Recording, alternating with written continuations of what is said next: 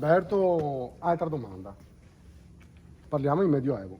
Medioevo, tutti quanti lo parlano come un periodo di oscurantismo, in realtà la nostra città ci dà un segno opposto.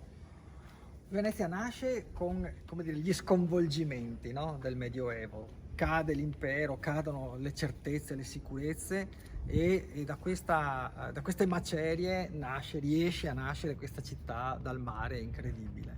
E lo attraversa il Medioevo e lo attraversa alla grande, direi, nel senso che appunto noi pensiamo ai secoli bui, ma per esempio Venezia tra il 1100 e il 1200 compie delle operazioni clamorose. Il Corpo di San Marco arriva nell'828, Certo. nel 1177 la pace tra Federico Barbarossa e il Papa compiuta a Venezia, 1204 la Quarta Crociata, della quale abbiamo ancora insomma segni ben visibili in città, i tetrarchi, la quadriga, no, e così, al di là del fatto che fu un evento sanguinoso, insomma.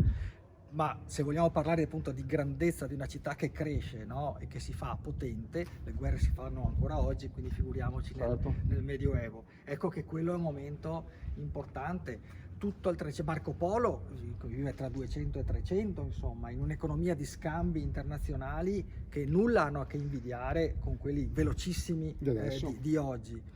E poi tra il 400 e il 500 i primi libri, la stampa, Aldo Manuzio, siamo alla fine del 400, nel 500 a Venezia non siamo più nel Medioevo, ma ci siamo arrivati, si pubblica più della metà di tutti i libri stampati in Europa in quell'intero secolo, ecco.